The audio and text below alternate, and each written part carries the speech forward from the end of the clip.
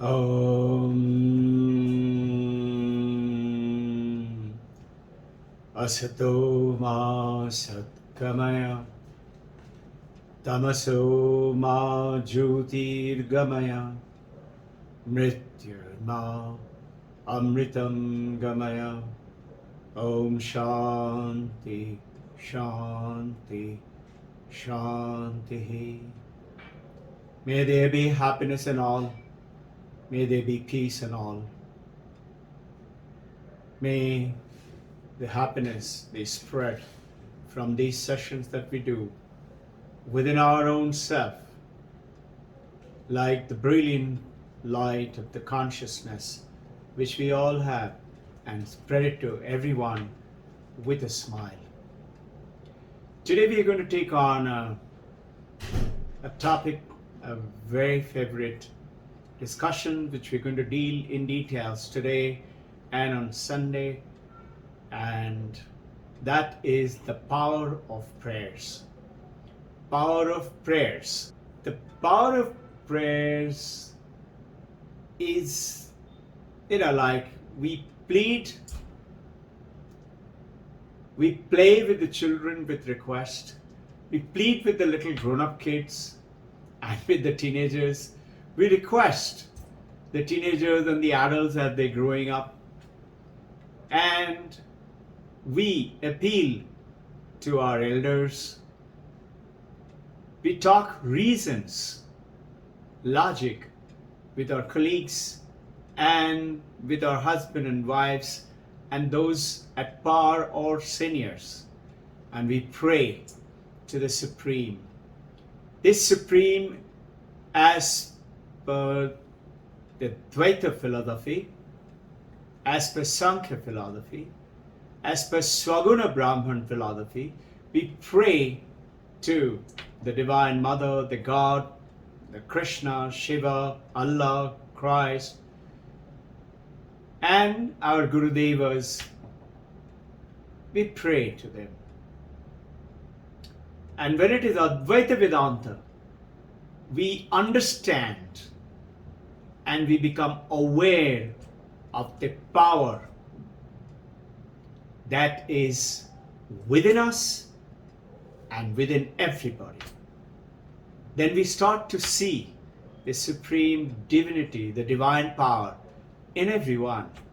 And the moment you start to see it, you start to understand and become aware.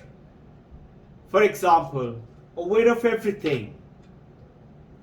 I would not keep this shawl, just roll it up and dump it after I finish using it.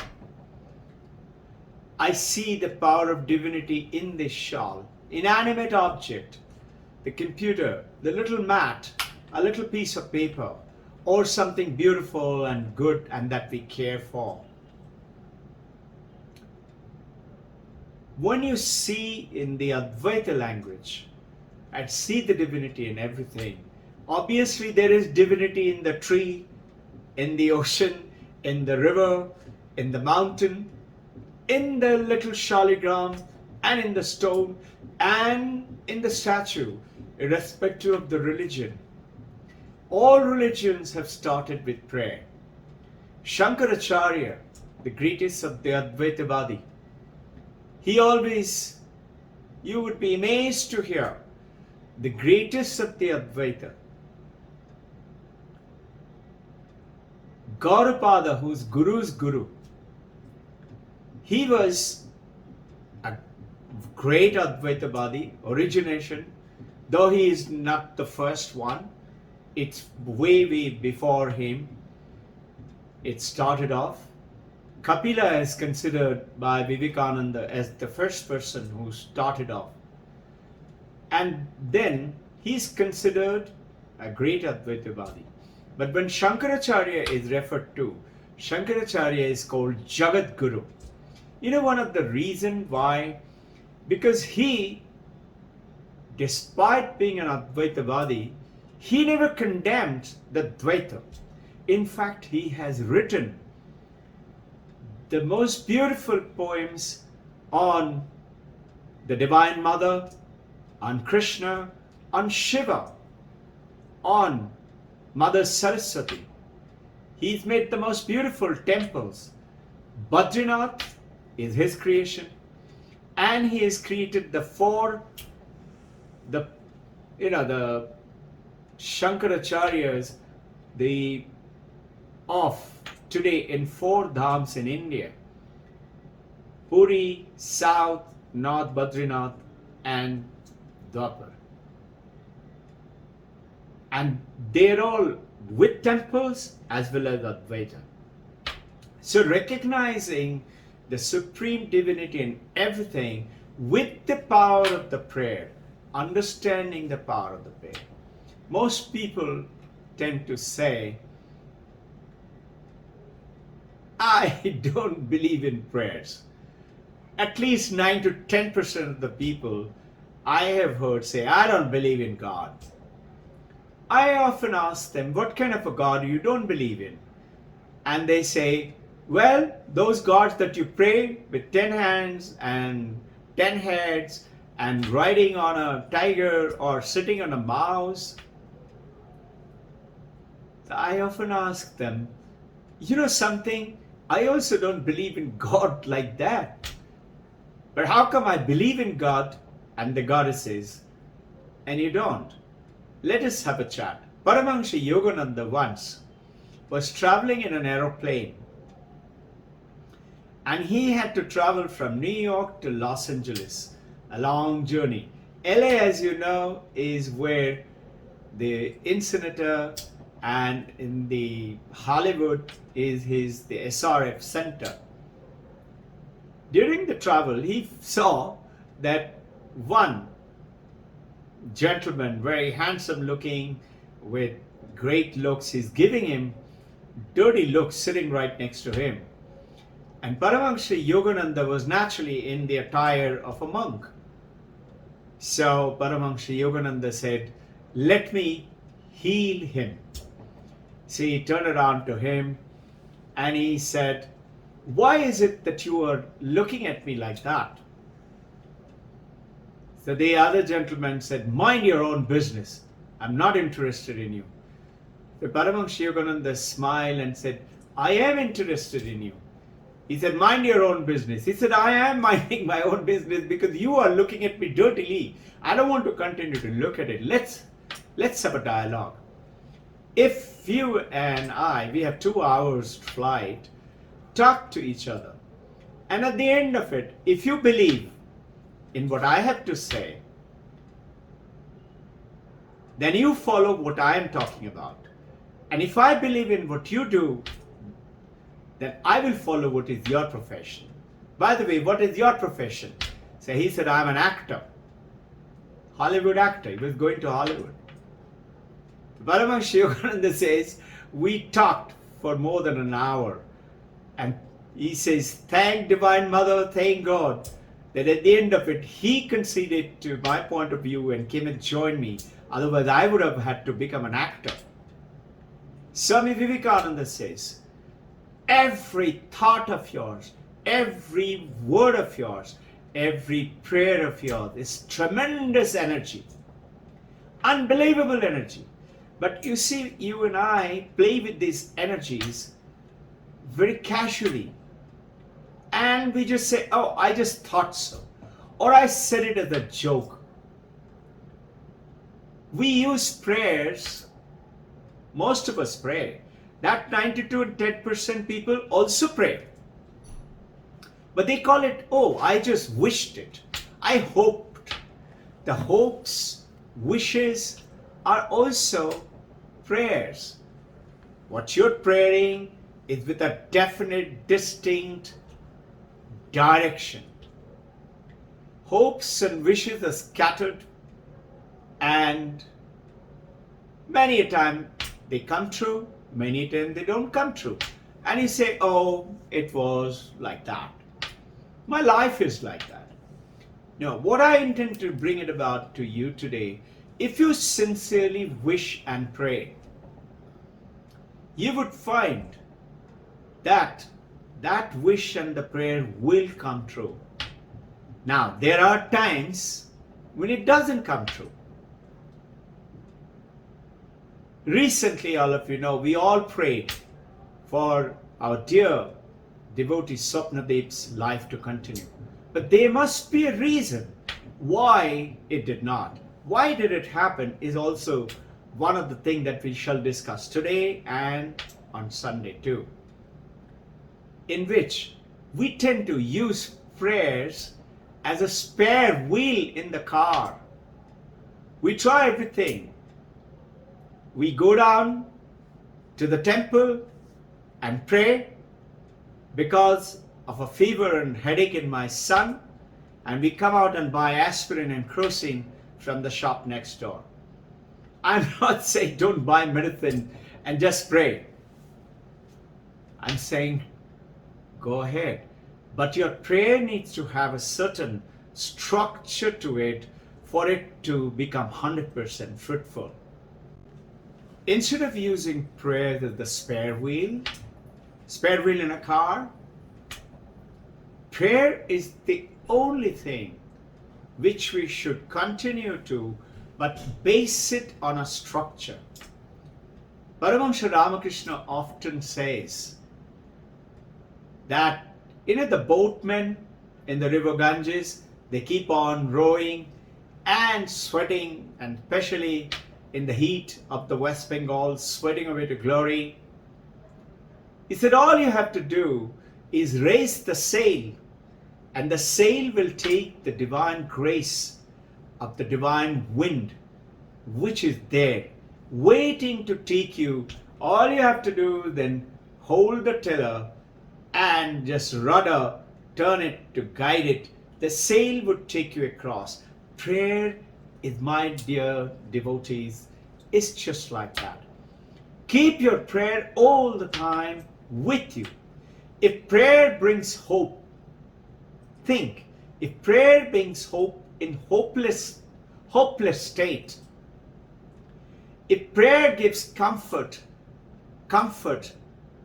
and peace and harmony in crisis, if prayer gives faith in a fearful situation, and if prayer gives in a state of absolute, hopeless, aimless state and aim,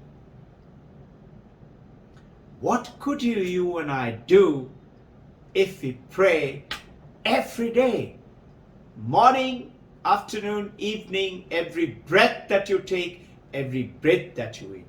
I often say, do not do anything without a prayer. Whether we eat, which we love to do, all of us, or we wear clothes, which we love to do, all of us, or we buy things, which we love to do, all of us.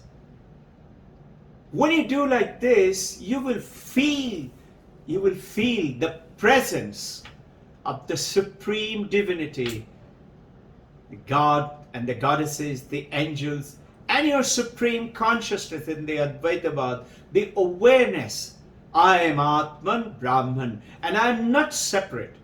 This infinite existence, like an ocean of existence, is the divine presence of the supreme Brahman, God, Divine Mother, Shiva, Krishna, Allah, whatever name, God.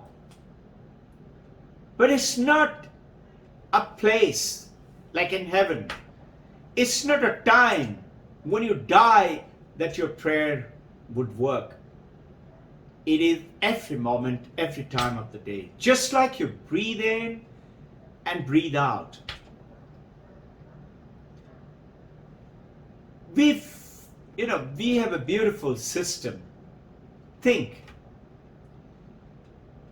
If you breathe in, try and practice, it happened.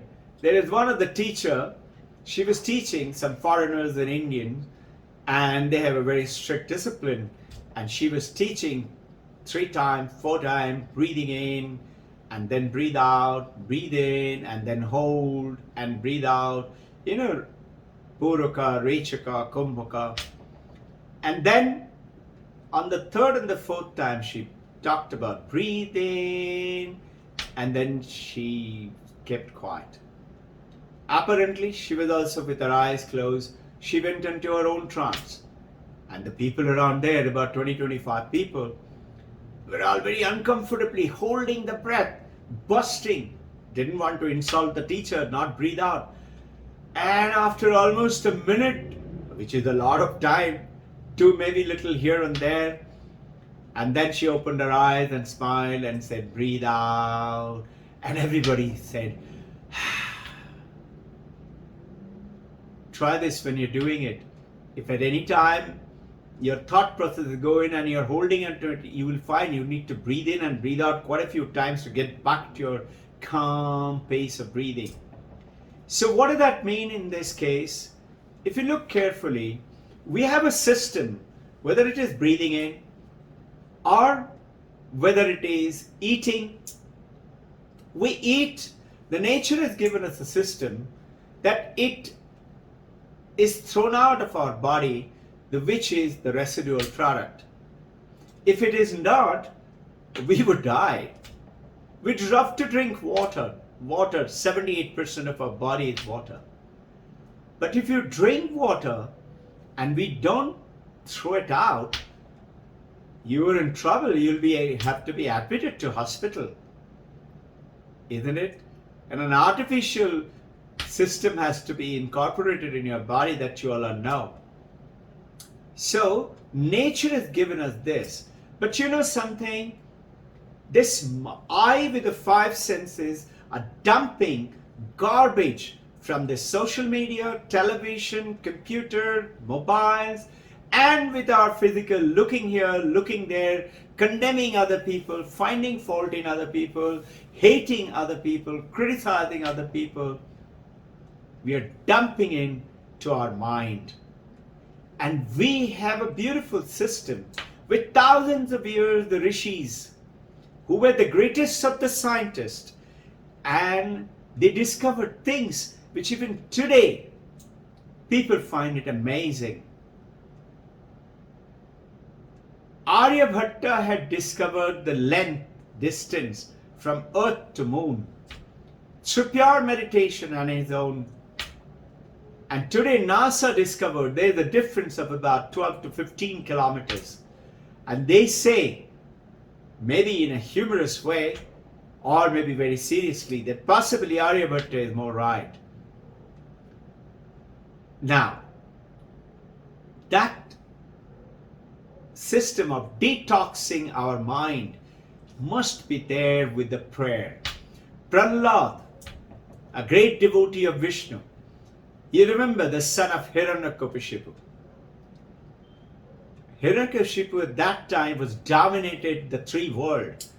Every god, every demon, every asuras, every Gandharvas, and every gods and goddesses were scared of him and used to obey him. But his own son, Prahlad, said, I believe only in Vishnu. Hiranyakashipu tried everything to tell him, you believe in me, I am the God. He said, no, my God is Vishnu. So one day, as you recollect, he said, is your God in this pillar? He said, yes. And he hit the pillar and kicked the pillar with his huge mace. Pillar broke and came Narasimha avatar. This Prahlad, you know the rest of the story, so I won't get on to it. This Prahlad, when Vishnu said, ask me what you want, this Prahlad said,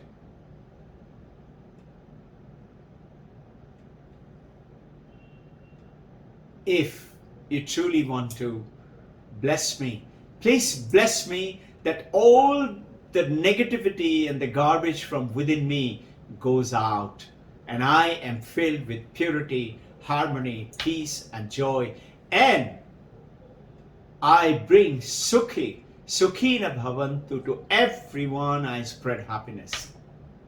So beautiful, a young boy, Nachiketa, Katha Upanishad. His father was giving away the cows in a great yagna, and that yagna was supposed to be, he is supposed to give away everything that he owned. But he was giving away the old, almost to die cows, which doesn't give milk. Nachiketa was noticing, 8-year-old boy. And he tried to ask and father wouldn't. He said, don't you see I'm trying to save the kingdom for you? So eventually Nachiketa said, Father, you're supposed to give away everything. Who would you give me away to? Father ignored twice, thrice. Then he got wild and he said, I'll give you to Yamraj. And Nachiketa said, okay. And he walked. And then as the story goes, some other time, point over here is when after 3 days of waiting, Yamraj came and he said, and Nachiketa did not eat those 3 days. Yamraj's wife was offering him a place to sit. He said, no, I will not enter without Yamraj coming back. I will not eat. Yamraj was very pleased. He said, you waited for 3 days and I shall grant you 3 boons. Ask me, what would you like? You know what he asked the first gift? He said, the first boon is, please forgive my father for whatever error he has made, and that he should not be angry at me for leaving and coming away to meet you. Notice the first thing he asks is to forgive him. There is a very famous devotee, and he is asked by God, these people are tormenting you. What would you ask me to help you with? He said, God, please heal them and keep them far away from me and make them grow up and become conscious of their error and become purified. Because if I tell you to punish them, you reside in everyone. You are in them. I am actually punishing you, my God. My Divine Mother, I'm punishing you. So you and I must not at no moment think evil, but pray for them, even for the demon, even for those who have been the evil soul around. This prayer, if spoken correctly and the rightly, always and every day, morning and evening, it brings us great joy and healing. Prayers and prayers and prayers. I have been experiencing, I have experienced, and I have absolute no doubts. I didn't have any one of the resources to have what we have today. I didn't understand that. And that we are going ahead with the Babaji, with Krishna, with Brahma, Vishnu, Maheshwara, with the Divine Mother, and with our Gurudevs, Paramahansa Yogananda, Yukteswar Giri, Lahiri Mahasaya, Swami Sri Vivekananda, Holy Mother, Paramahansa Ramakrishna. They all have arrived because we prayed. And it happened. The prayers are like that. This place itself, the ashrama, most of you have been here. I got a message as we had picked up. I was very happily living somewhere else and praying there. Somebody else's house that was rented. And then that person realized that I need that house very badly because right next door was my school. And he kept raising the rent. Eventually I prayed. I didn't know. I was praying for what? That Babaji, Divine Mother, don't take me away from this place. We are having such wonderful meeting over here. We were enjoying our prayers and meditation. I want to continue to stay here. I didn't know that. That Babaji, Divine Mother has bigger plans for me. So there may be bigger plans when your prayers don't apparently work. I was at that time in the United States.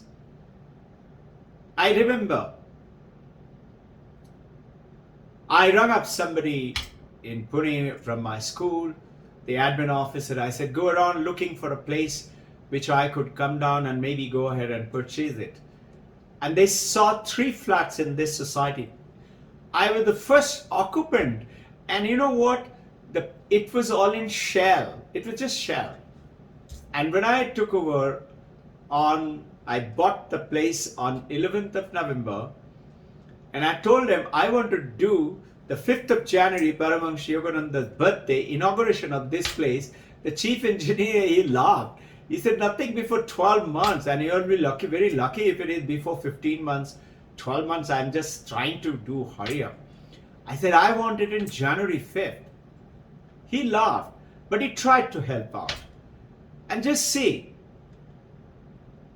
this whole place got built up magically. I got a message that close up that there was a beautiful, huge window and get it painted. I started thinking, who's going to paint it? Painters must be very expensive. And painting such a huge wall. And do you know, after lunch when I went back to the school, I find a gentleman, young guy, sitting with lots of albums. I said, have you come here to meet someone? He said, yes, sir, you. I said, me? He said, yes, sir. Do you have any work for me? I said, like what? He said, I'm a painter. I said, really?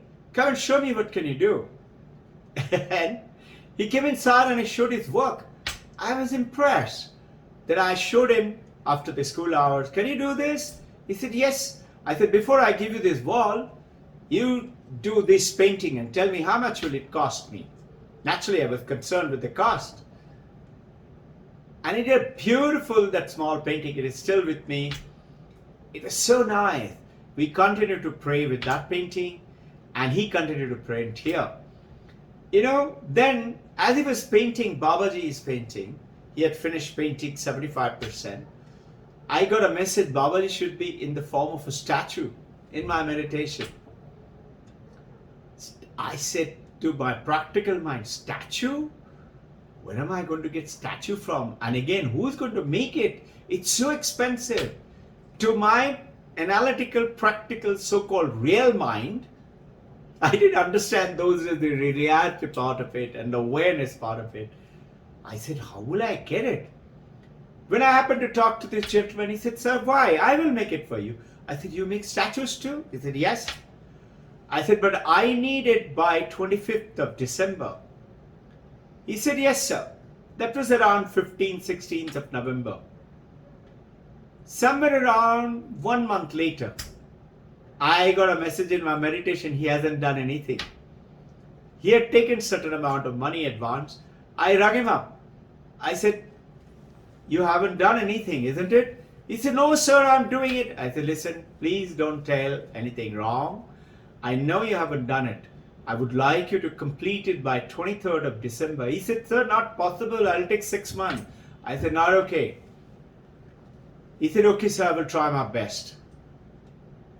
And you know what? He didn't do 23rd. On 25th of December, he called me up and he said, sir, would you like to come down and have a look at this statue? If you approve, then I'll go ahead and give the finishing touch. And it was way ahead of Ramakrishna Mission today towards Singhagat Institute. I went there, he had a big shed. In that shed, when I went and he had a cloth around, and when he opened the cloth, and the moment I saw, my heart absolutely became still. Babaji was looking so handsome, live. See how the prayer worked? I didn't know. It was just a small prayer and everything started happening. And you would be amazed to hear that by 3rd of January, everything was ready and we did the inauguration 5th of January. Prayers work. Let me tell you a little story. This is what Vivekananda said. Every thought, every prayer work. Why it doesn't work sometimes? Don't get into the negativity, but try and understand it. It is very important. I'll give you 5 reasons why they work and why it doesn't. Soon enough, we'll discuss it more in detail. Let me tell you with a story. In an Indian village scene, and very hot summer afternoon. 2 years in that village there has been no rain. Everything is parched, the water is scarce. People have to go 5 miles, those days miles, not kilometer, I'm talking about long time back. They have to walk there, and the ladies, they will keep their pictures on top. You've seen in the Krishna's movies, they have pictures on top, that pictures and pictures. They walk, they laugh, they giggle, they fill up water, they come back, but all the time their mind is on the pitcher. Not one drop spills, not one pitcher falls. They balance it beautifully. And yet they're talking and joking. Our prayer, dear devotees, must be like that all the time. Whatever we do, it must continue to stay focused on that pitcher like those ladies always carried. So in this village, getting back to the story,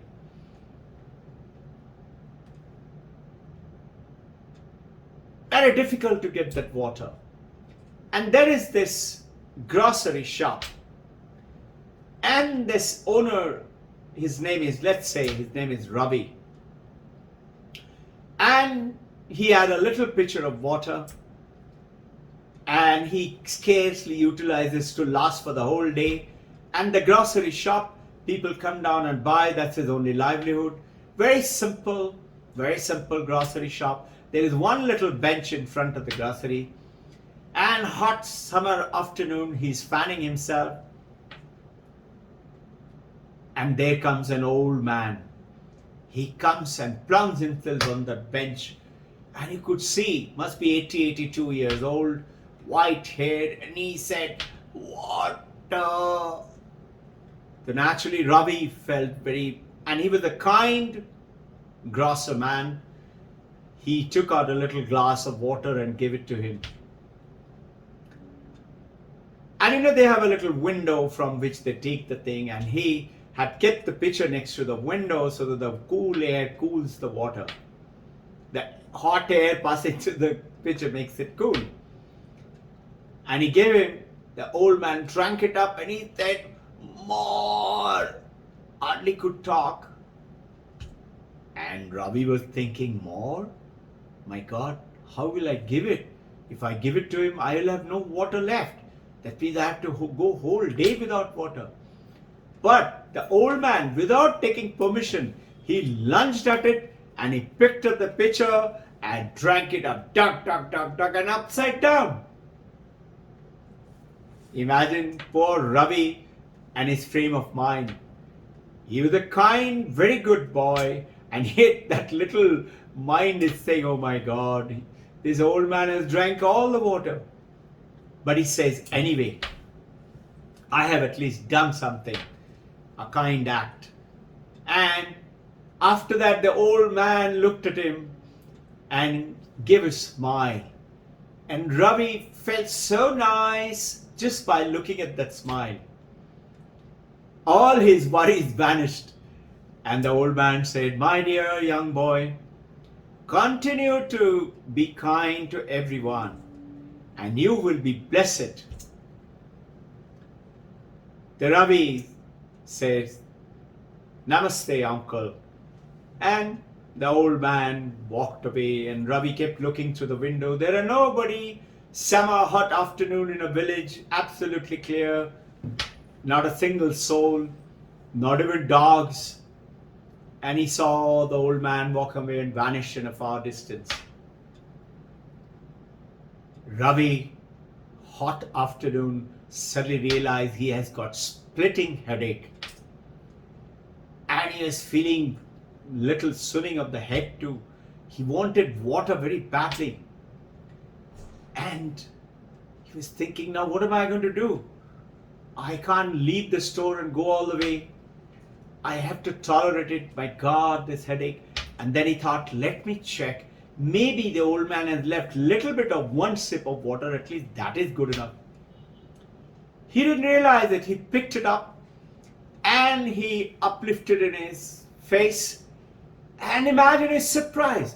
Suddenly cool, a gush of water came out from the pitcher and flooded his face, and he drank it and he held on to moderated it, didn't want it to go waste, and he drank it.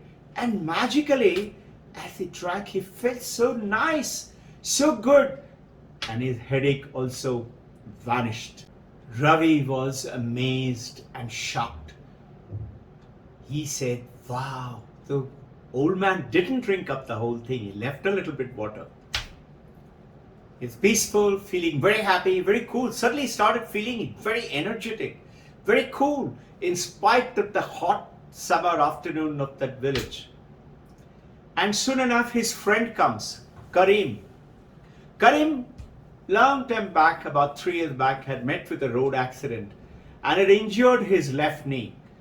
And his left leg was a little short. He would always limp. And he came limping, and he had a big list for his little requirement of his house. And he gave the grocery list to him. And he opened his lunchbox.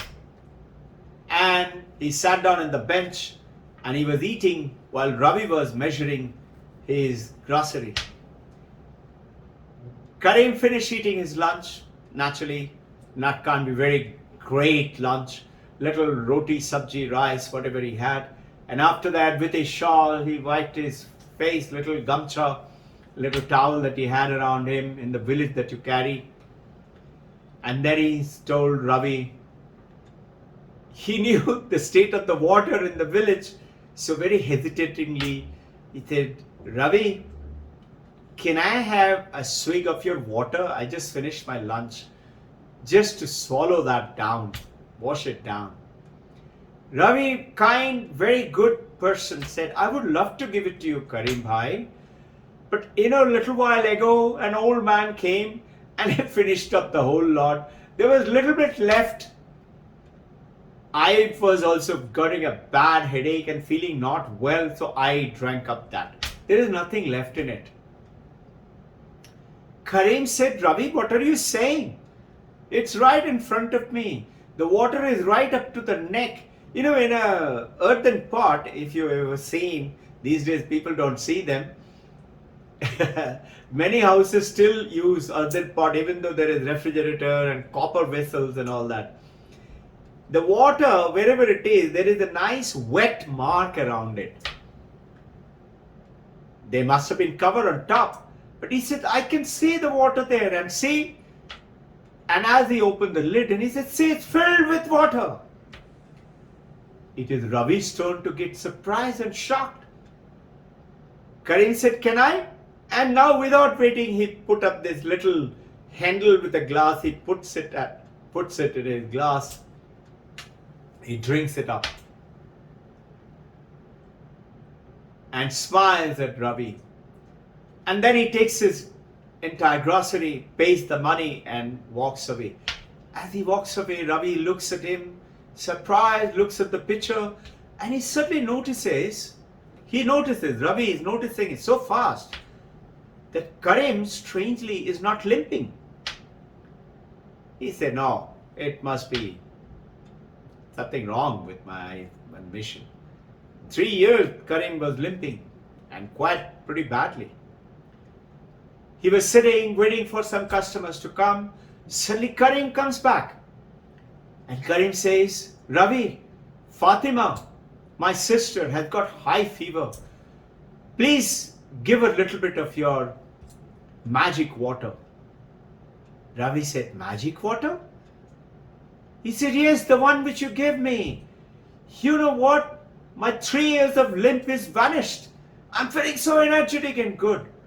Ravi said, you should go to a doctor. This is illusion in your mind. There is no magic water. I have a little bit of water. Karim said, please give it. That is magic water, I know. Ravi naturally said, certainly I'll give it to Fatima, but take it out of your mind. There is no magic water. Fatima drinks it. Her head was down. She drinks it and puts her head down again. And within few minutes, her face comes up and she smiles. And she said, brothers, it is true. My fever is gone. In no moment at all. Karim and Fatima goes away. And soon the word spreads. When there is such shortage of water, there is a pitcher with magical water and the huge line of sick people every day. And Ravi started giving that water to everybody. He wouldn't charge any money. He would give it to everyone and heal everyone. And he used to feel very happy. And if somebody left some little bit of some vegetable from their garden, or a little something from their factory or something, or a little money, he would happily just let it be in that box. And this is how it was going on. One day, the local zamindar, rich landlord's servant comes and says, Ravi, please come with me urgently. There is high fever in my lord's body. Please come and give that water. Ravi said, see so many people behind you. I can't give it. I can't go there. You tell him to come here and take the water. The servant said, Ravi, how long are you going to look after these people? They're not giving you any money. If you go to my master, he'll give you so much of money, maybe for 3-4 months, you don't need anything. You can build a house if he is happy with you. Ravi was tempted. And that devil comes and starts wagging his tail. Ravi said, no. I can't leave them. I have to take care of them. They've come from miles away. Servant said, wake up, Ravi. How long are you going to live in this place? This is a time and opportunity. Come and help him get some money. Ravi was taken away by the temptation. All this had happened because Ravi was praying. I wish someday something happens and this miserable condition goes away. Something has happened. The prayer has worked. And he was utilizing it the way it is supposed to be. Being kind, bringing happiness to everyone, healing everyone. And that's exactly what he was doing. And he was peaceful, happy, in joy and ananda all the time. And now comes the devil wagging its tail. He tells those people, please come back tomorrow. I have to go down to the landlord. And he leaves them and goes off. And he gets the money and he comes back and very happy. And soon enough, every day Ravi is now looking for one rich man coming. And he started getting those kind of rich men also. He also helps the other people, but he gives priority to the rich man. And if he has to go, word spread that he can be called to home. And as this was going on, progressively he started leaning towards getting money for that water. And there comes again an old man. Looked something like the old man who came and gave his blessing. Ravi had realized by now, it is the blessing of that old man.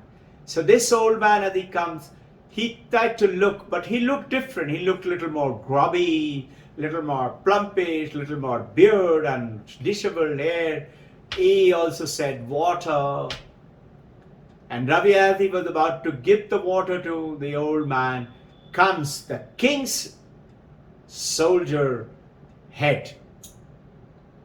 Ravi, get into the chariot straight away. King has ordered you to come because the queen has got a mosquito bite in her arm. You have to come immediately. King's order. Ravi said, I can't go. I have to look after all these people. Either if you don't go, then the king's wrath would come upon you. You better come, and king will make sure that you get all what you want.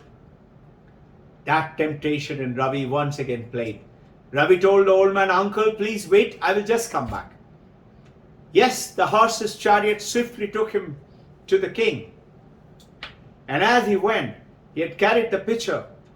And he said, give your magic water to my queen. She's got a pimple in her arm bitten from a mosquito. And Ravi tilted the glass into the golden glass for the queen. And guess what? There was no water. He poured upside down. There is no water. King was furious. You are trying to cheat my subjects. I will put you to the prison. I will chop off your head if you try to cheat again my subject. Get lost from here before I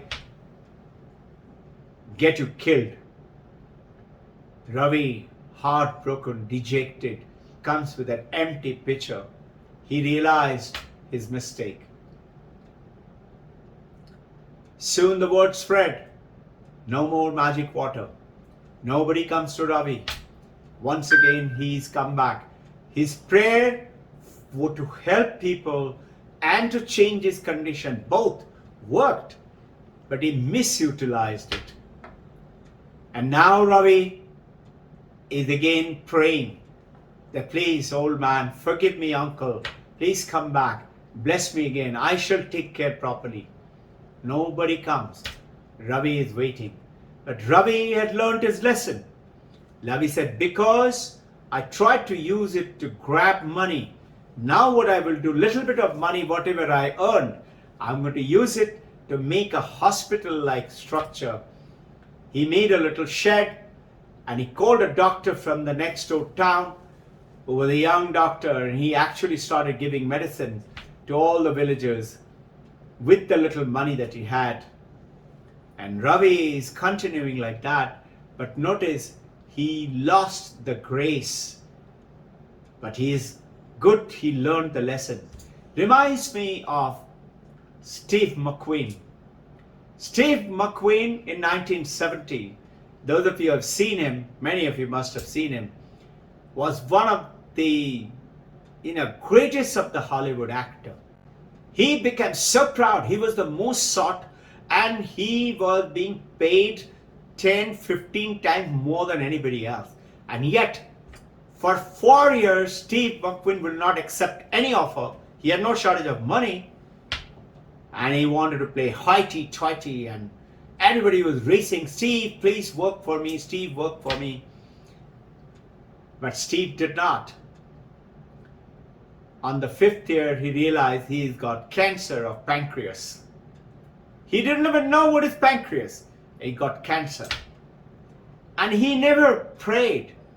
And there he started to realize the power of the prayer.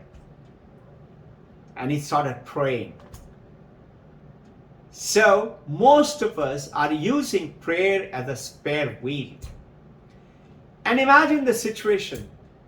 God, the divine consciousness, is always waiting to help us, to grant us. But look at it, imagine a scenario.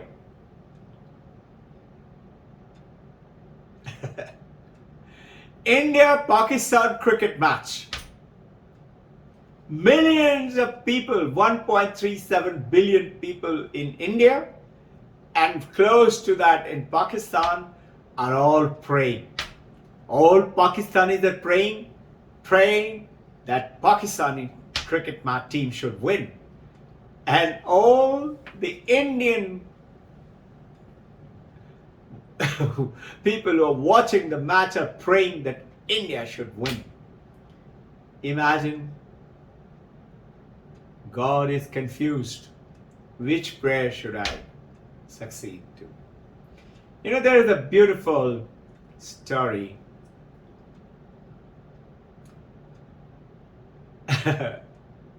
I often ask, before I tell you the story, I often ask, so how are you doing? They say, okay. I say, what is okay? Average, not bad, not good. You be careful. There is a statement in England that if your feet are in the fridge and head is in the oven, apparent temperature of your average temperature will be very comfortable. 6-7 degrees, which is colder side but comfortable. Head is in the oven with the oven on, and fridge is on, feet are in the fridge. Average body temperature in the center is okay. It's dangerous. There is a river you have to cross, and you ask somebody, what is the depth? They said average depth is only 12 inches. You be careful. It may be just 4 centimeters right in the bank. And It may be in the center 40 feet deep. Don't cross the river. 3 gentlemen, without implying any nationality, any breathing down, any particular choices. This is how I had heard this story from another monk. The British, the Scot, and an Irishman. And it just so happened they were all living at that point of time in England and working in a factory, and all 3 of them got transferred to Saudi Arabia. And there they were working for one company, all 3 of them. One British, one Scottish, and one Irish. And some mistakes were found from all 3 of them. And the Sultan, the Amir, had renounced them into the desert. And they were thrown into the desert. The Amir could do that. And days passed, they had no water, no food. They tried to somehow live by, and it became so bad. They were about to die, and they started to pray. God, God, please save me. And the story goes, God came. As God came, he said, who is first? And England is famous for royalty. The Englishman said, me first. The other 2 didn't fight.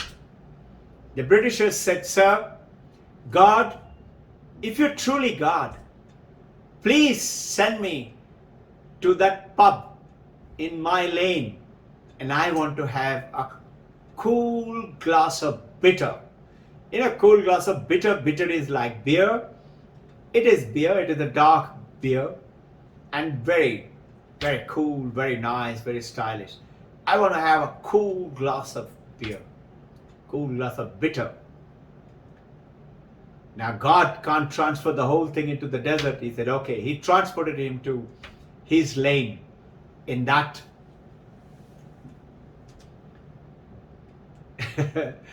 the bar. Then came the Scottish. He said, and you, what is your wish? He said, God. He followed the Englishman's. He gave an example. He said, God, I want me to take a dip in the loch. The Loch Ness, the huge lakes of Scotland. You must have heard of Loch Ness Monster. Loch Ness, beautiful, cool water. People go from all over the world in Scotland to look at these lochs. I want to take a last swim before I die. God, instead of bringing the loch into the desert, he transported it into the loch. And he looked at the Irishman. The God asked, okay, now it's your turn. Tell me, what would you like? He said, God, till now I was with the Scottish and the British. And we were all 3 together. Whatever, we were going to die, but we were together. I am alone now. God, I feel very lonely. Would you please bring them back to the desert? Bring back the English and the Scottish. Notice, what is the Irishman's prayer? It doesn't matter to him if it causes suffering to somebody. But he is praying for, so never, never pray. So there is something in the prayer called exclusivity and inclusivity. Exclusivity is I pray, it doesn't matter what it does, who is it harmed, I must be benefited. Like the story of the Indian crab, they tried to climb over each other to escape, but they never escape because somebody else pulls them down. Another crab puts it down. Inclusivity is whatever you pray, bring happiness and peace to everyone. And that is how we pray in every one of our prayer. And this is the journey that I would like you to take on, to understand. There are basic principles in which this supreme divinity, consciousness, Brahman, God, Divine Mother, Allah has created this universe perfect. Mother has created a beautiful banquet for all of us, but something is missing, small something, and that's the salt. You need to put that salt. You need to raise the sail to get the grace. You have to make the effort, in which the first principle is purity of mind, is truth. You must, if you want your prayers for everyone, for others, pray for others all the time. Automatically, when you say everyone, it includes us too. But in which you must practice abhyasa, yoga, of purity, of truth. Stop even in a pretension, in a joke, telling lies. I know most of you may not be doing it. You'll progressively see it will happen. Whatever you pray for will happen. And slightest wish will come true. The second is have throughout the day you can pray, but have also specific place, specific timings for the prayers. The mantras that you do, chant or japa, are tremendously powerful, full of energy. In your specific time, specific place, and specific mantra, do the japa. Next, just like when you plant a seed, before you plant a seed, make sure that the soil is ready. It is nice and wet, loose, not filled with stones. Jesus Christ said, whenever 2 or 3 get together in my name, know I shall be there.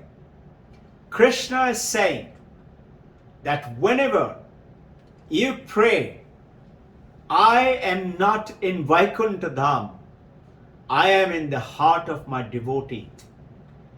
Divine Mother, there is this man, he was from the village going into another village wanting to cross the forest, and he saw one tantric devotee is going to sit on top of a dead body. He had all the arrangements to do the tapasya and attain Mother's witness, Divine Mother's presence. As he sat down there and started praying, a tiger came and took him away and ate him up, killed him. This man who was seeing, he quickly had climbed up the tree and was shivering and waiting. Hours passed, he then slowly came down.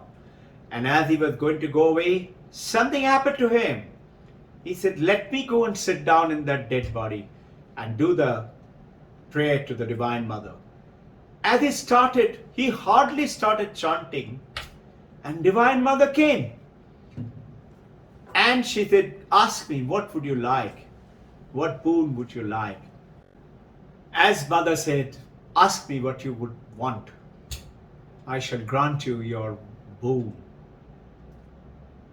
The devotee, divinely blessed, he said, Mother, may I ask you a question? She smiled, meaning affirmation, go ahead. He said, Mother, I cannot understand. This man has made all the preparation and he was eaten away by a tiger. You didn't save him. And I have not done any prayers in this life. I have just sat down, started to chant. I just got an inspiration to sit. How come you immediately came? Aren't you, Mother, very partial? The mother smiled and said, Vatsa, you do not know what you've been practicing in your last several births. You've been practicing intensely. And that's how you got the inspiration to sit down. You've completed your tapasya. Now ask me what you want.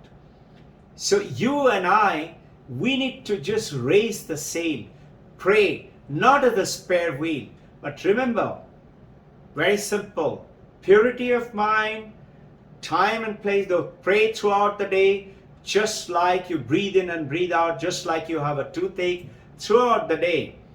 Have a time and a place and a particularly pious corner in which these are all under our control. Learn to concentrate.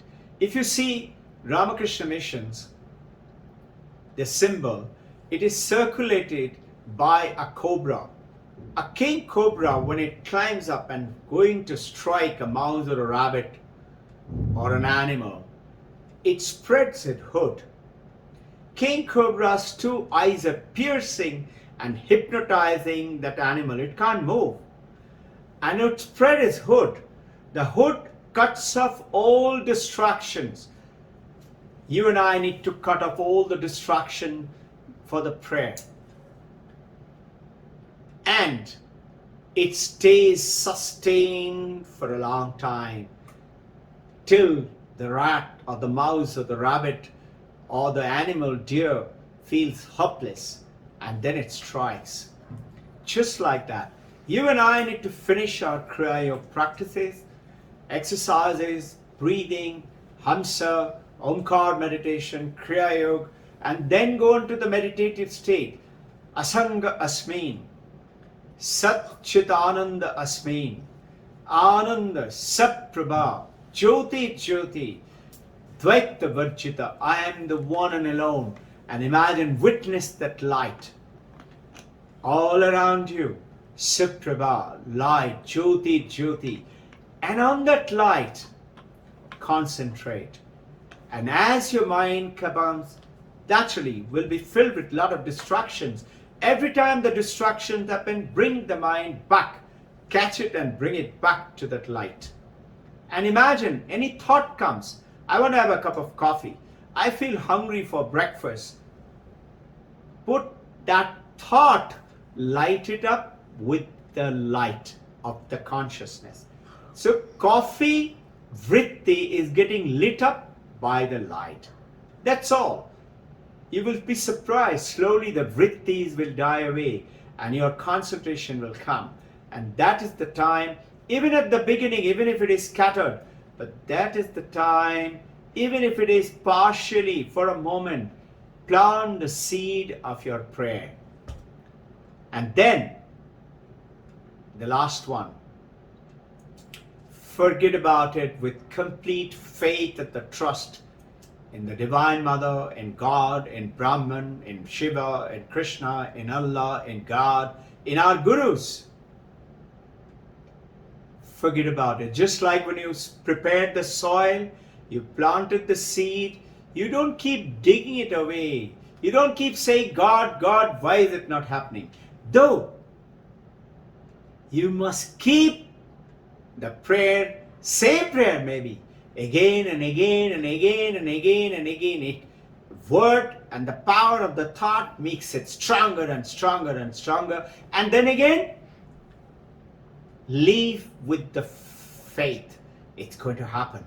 It will happen. When? I don't know. That I'll leave it to my mother. And the last principle why it does not happen, for interest to all of us, is the factor which is mentioned in Bhagavad Gita called Daiva. Daiva is the last part of it, is the God's choice. It's the Divine Mother, Krishna, Brahma, Vishnu, Maheshwara, God, Allah, Christ. It's the choice because they have the complete picture. They know. I was thinking about just that rented house, that guy should not make it difficult for me to stay. What did I know such a beautiful place is waiting, an ideal ashram? What did I know such a beautiful school is waiting for it to come up? And be absolutely faithful with that. But be peaceful that if something happens, which apparently is not what I wanted, You have to know there must be a bigger reason which I do not understand. I need to have faith in that.